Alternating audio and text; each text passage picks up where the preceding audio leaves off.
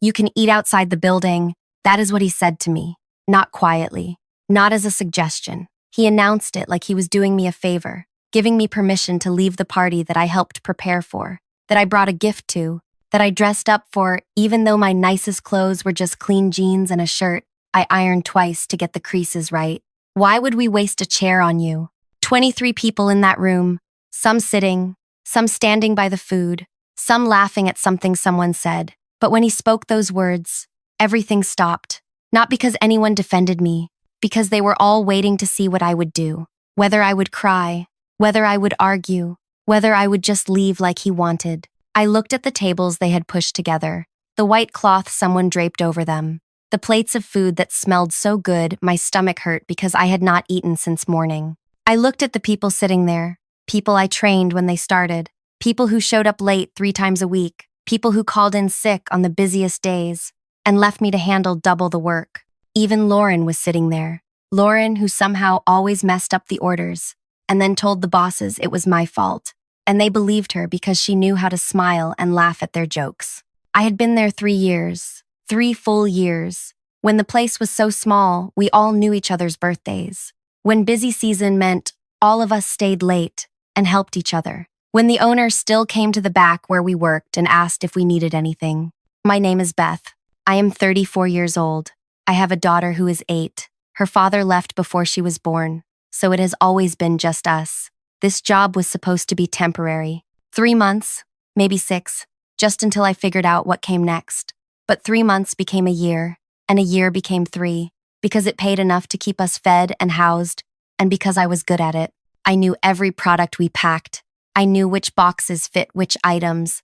I knew how to move fast without breaking anything. I knew the work. Then 6 months ago, the owner brought in his nephew to manage us, to oversee operations, they said, like we were too stupid to understand he was just someone's relative who needed a job. His name was Greg, 26 years old, fresh from somewhere else, full of ideas about how we should work faster, better, smarter. He started changing things, small things at first. He gave me the scanner that took forever to read labels, the one everyone avoided because it added an hour to your day. When I asked for a different one, he said I needed to learn to adapt. He changed my schedule so I had to start earlier, which meant paying my neighbor extra to watch my daughter before school. When I explained that it was hard, he said everyone has responsibilities. He gave me the heaviest loads, the boxes that made your back scream by the end of the day. He saved the easier work for the newer people, said they were still learning. But I had trained most of them. They learned from me. Still, I stayed quiet. I needed the job. I needed the money. I told myself it was temporary. He would get bored. He would move on. Someone would notice. But tonight was different. Tonight was the year-end celebration. They held it every December. One night where they pretended we all mattered the same. They bought food. They gave out little gifts. They made speeches about teamwork and family and how we were all part of something bigger. It was mostly nonsense, but it was one night where we got to sit down, eat something we did not have to cook, and pretend we were not just bodies moving boxes. I brought a gift for the exchange. I spent money I should have saved. I wanted to be part of it. I wanted to feel like I belonged. But when I walked in, Greg looked at me like I had made a mistake just by showing up. He was standing near the food, holding a drink, talking to someone. He saw me, and his whole face changed. Like I had ruined something. He walked over. He looked at the gift in my hands. You can eat outside the building. I did not understand at first. I thought maybe he was joking, the way people joke when they do not mean it. But his face was serious. Why would we waste a chair on you? And that is when I understood. This was not a joke. This was him telling me, in front of everyone, that I did not belong here, that I was not worth a chair, that I could leave. I felt my face get hot. My hands started shaking, so I gripped the gift tighter. I wanted to say something.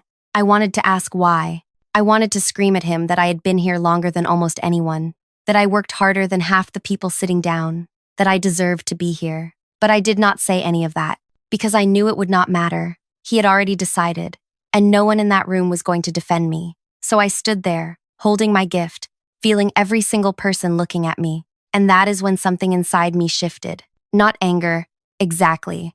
Anger is hot and fast and makes you do stupid things. This was colder, sharper. This was the feeling you get when you realize that being kind, being quiet, being good at your job means nothing if someone decides you do not matter. I thought about my daughter. I thought about all the times I told her to be polite, to work hard, to treat people with respect. I thought about what I would tell her if someone treated her like this. Would I tell her to accept it? Would I tell her to stay quiet? No, I would tell her to fight back. So I looked at Greg. I looked at his smug face, his expensive watch, his clean hands that had never packed a single box. And I smiled. I said, "Check under your plate." He looked confused. "Good." I turned around and walked out, still holding my gift. I heard someone say something behind me, but I did not stop. I pushed through the doors, walked past the rows of boxes, waiting to be packed tomorrow, and left. My hands were still shaking when I got to my car, but not from fear, from something else, something that felt like power. Because here's what Greg did not know, what none of them knew. I was the only one who handled the special orders, the expensive ones, the ones that rich people paid extra for during the holidays. Custom gift boxes, handmade candles, fancy soaps, all of it packed with care and shipped with notes about how special they were. I had been packing them for 3 years. I read every label. I knew every ingredient. I knew which items sold best. I knew what the customers loved. And I knew something else. Those candles, the ones they charged so much money for, the ones they bragged about being completely safe, made with natural ingredients, perfect for any home. They had changed. Not the candles themselves, the wax. The supplier switched one ingredient 2 months ago to save money. The new version smelled fine when you first lit it, but if you burned it for more than 2 hours, it released something that made people feel sick, not dangerous enough to cause real harm, but bad enough that anyone using them for a long dinner would end up nauseous and miserable. I knew because I read the labels, because I paid attention, because after 3 years of packing boxes, you start to notice when something changes. And I knew that the owner and Greg both knew about it. I had seen the messages, not because I was spying, because they left papers everywhere, talked openly in the warehouse like we were furniture. They knew the wax was making people sick. They knew customers were complaining. But instead of pulling the product, they decided to sell through the current stock and quietly switch back later. They even paid some bloggers to take down their bad reviews, paid them to stay quiet. They thought no one would notice. They thought it did not matter. Before this party, I had spent 2 weeks preparing something, not out of anger, out of clarity, out of the knowledge that people like Greg only understand consequences. I made cards, simple, printed cards. Each one listed the ingredient change, the name of the supplier, the internal messages I had seen about moving the stock before customers figured it out, the names of the bloggers who had been paid off, everything. I placed one under every plate at the party, under Greg's, under the owner's, under the chairs of everyone who had sat there and watched him humiliate me. But that was not all. Before you keep listening, I want to say thank you. Thank you for being here, for hearing my story. It means more than you know. Tell me in the comments where you are listening from. I want to know who is out there, who is hearing this. Now, back to what happened next. That same morning, before the party, I mailed samples of those candles to people who would actually care. Food writers, consumer safety people, local news reporters who loved stories about businesses hiding problems from customers. I did not lie. I did not make anything up. I just sent them the candles with a note. Burn this for 3 hours and see what happens. I also sent messages to every shop that sold our products. The small stores, the boutiques, the places that trusted us to give them good items. I told them questions were coming. I told them they might want to be ready. I did not do this because I am cruel. I did this because they needed to know what it feels like when someone decides you do not matter. When someone pushes you aside because they can. When someone humiliates you because they think there will be no consequences. Now they would learn. I drove home that night and did not sleep. Not because I was worried, because I was waiting. The next morning, my phone rang early. It was someone from the warehouse. Not Greg, one of the other workers. A woman named Paula, who I had trained when she started 2 years ago. She was whispering, like she did not want anyone to hear. "Beth, what did you do?" I asked her what she meant. "The party. After you left, the owner found the card under his plate. He read it out loud. Then everyone started checking theirs. Greg's face went white. The owner started yelling. They cleared everyone out and closed the doors. We could hear them shouting inside for an hour. I asked if anyone said anything about me. Paula was quiet for a moment. Then she said, "They know it was you. They just do not know what to do about it yet." I thanked her and hung up. Part of me felt satisfied. Good. Let them panic. Let them scramble. Let them feel what it is like when your world shifts and you cannot control it. But another part of me felt something else. Something I did not expect. Doubt. Not about whether they deserved it. They did. But about whether I had thought this through. Whether I had considered everything. Whether I was ready for what came next. I got my daughter ready for school. I made her breakfast. I braided her hair. I did all the normal things, and she did not notice anything was different. That is what you do when you are a parent. You keep things normal even when your insides are screaming. After I dropped her off, I went to a coffee place near her school.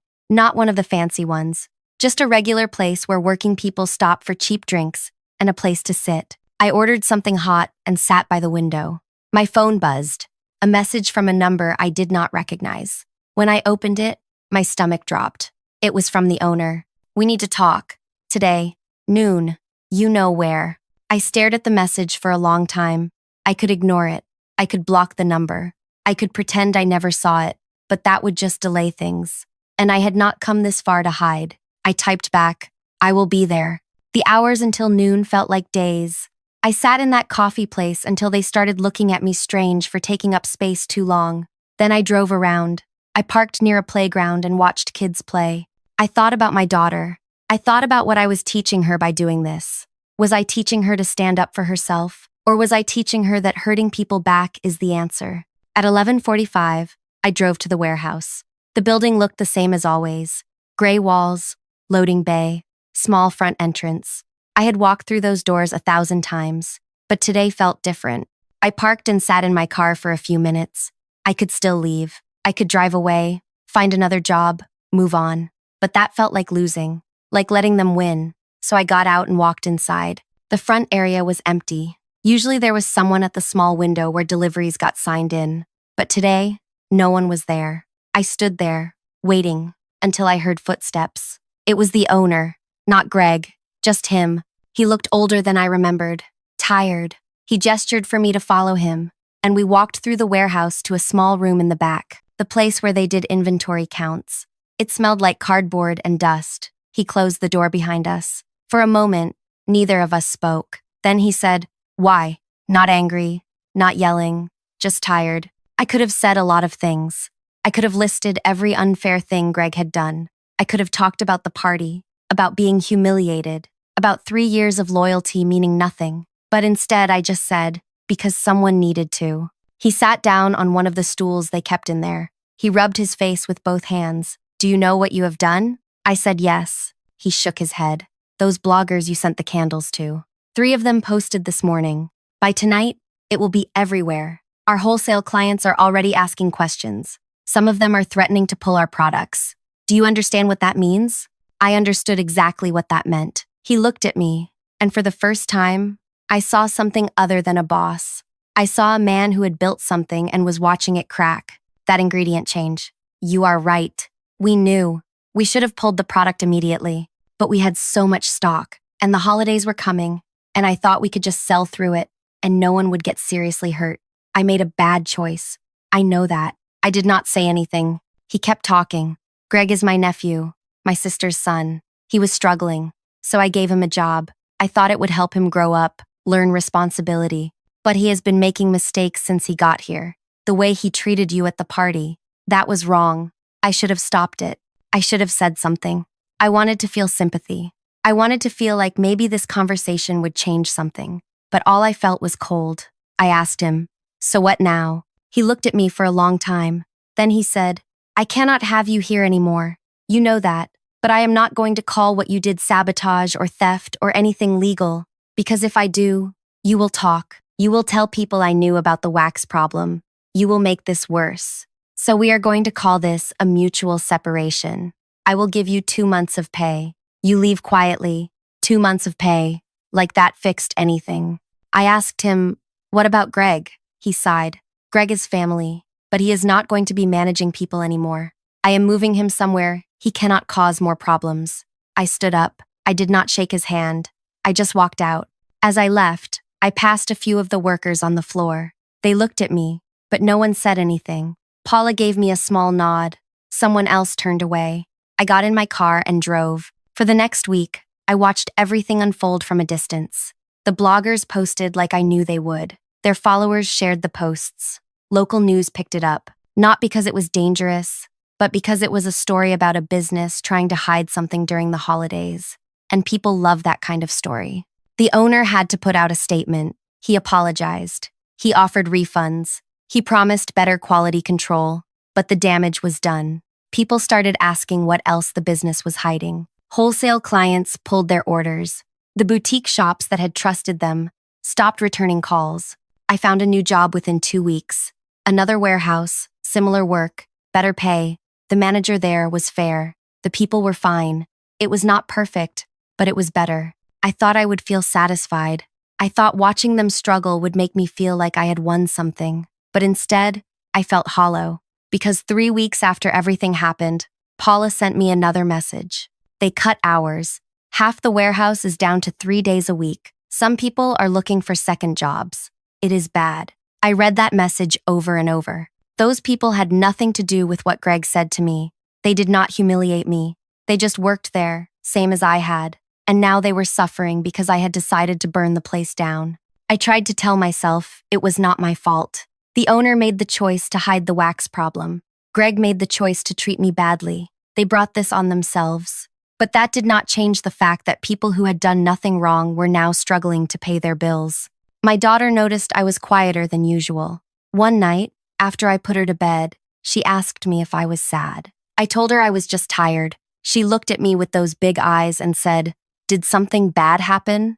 I did not know how to answer that, so I just hugged her and told her everything was fine. But it was not fine, because I had learned something I did not want to know. When you decide to hurt someone, you do not get to control who else gets hurt along the way. You do not get to choose where the damage stops. I had wanted them to feel what I felt.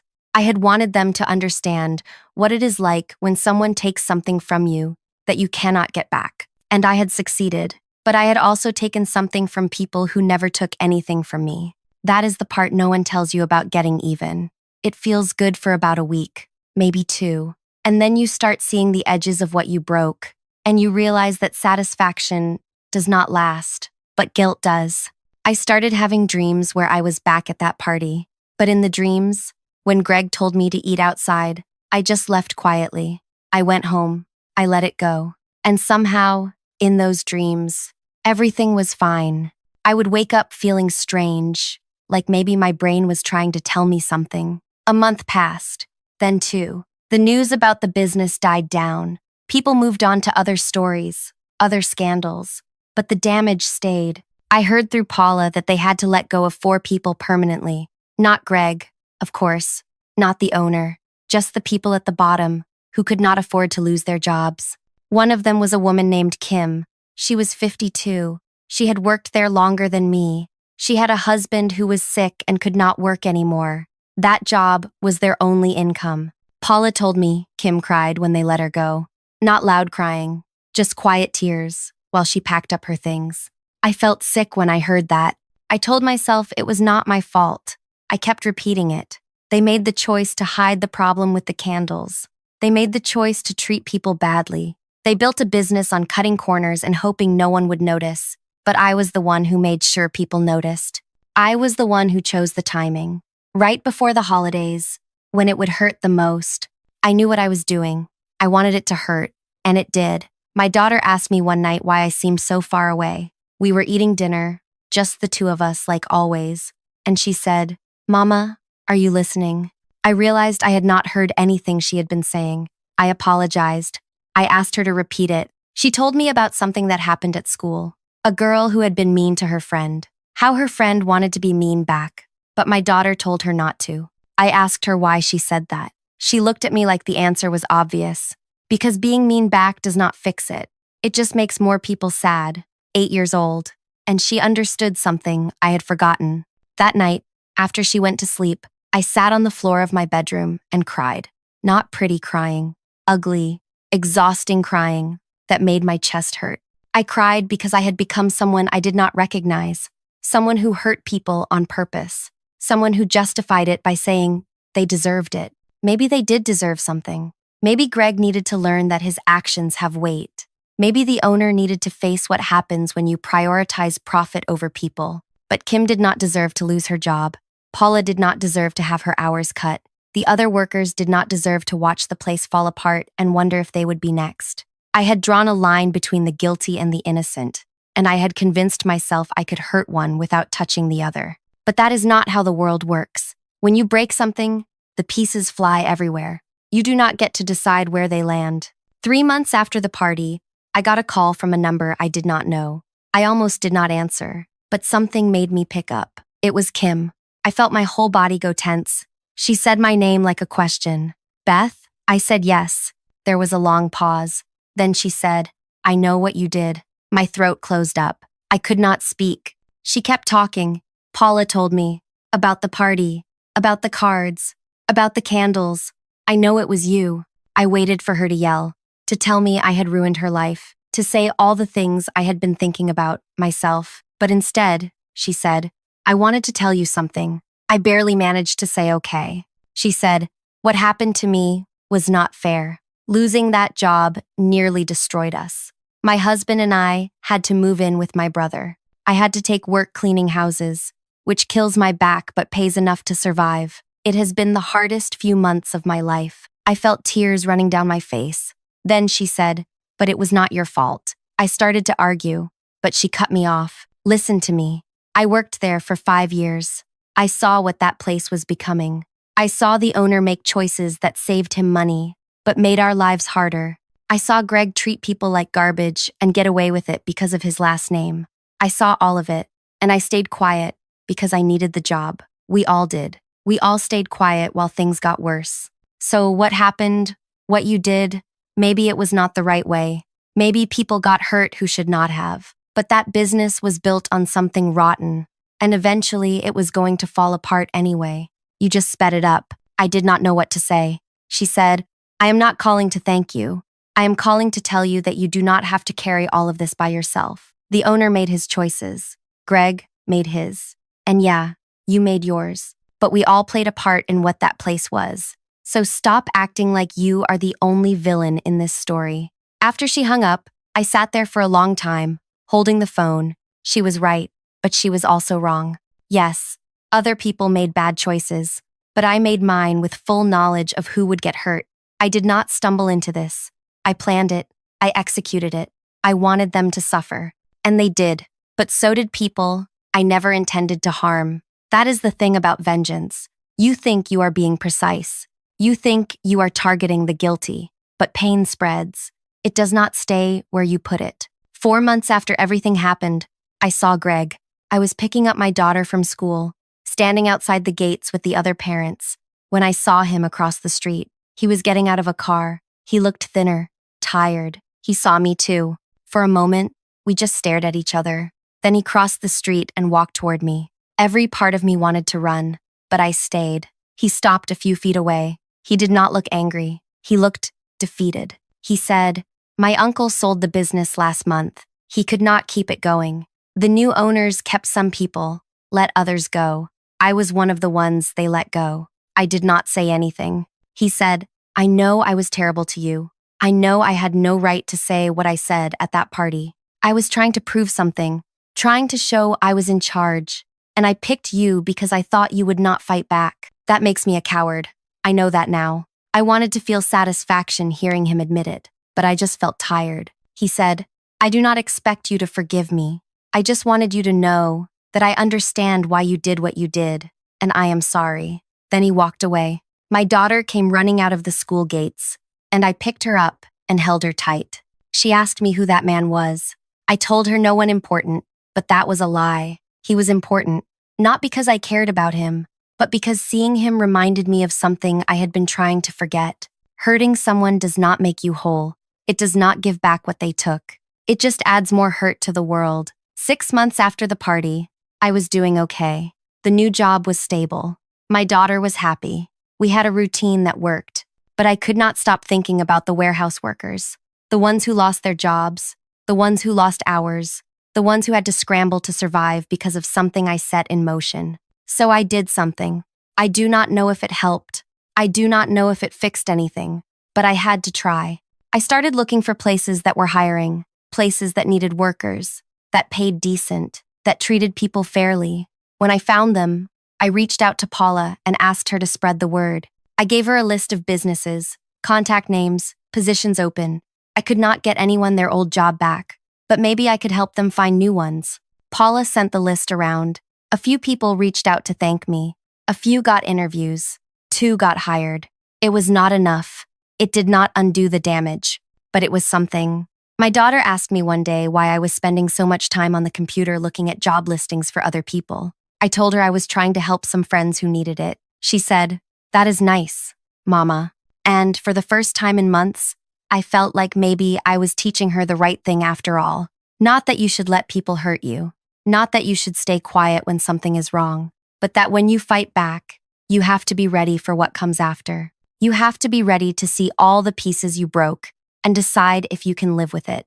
I do not regret standing up for myself. I do not regret exposing what that business was hiding.